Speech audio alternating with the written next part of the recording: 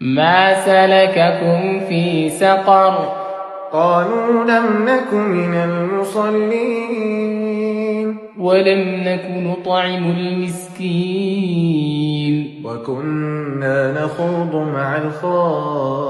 الخائضين وكنا نكذب بيوم الدين حتى أتانا اليقين فما تنفعهم شفاعة الشافعين فما لهم عن التذكرة معرضين كأنهم حمر مستنفرة فرت من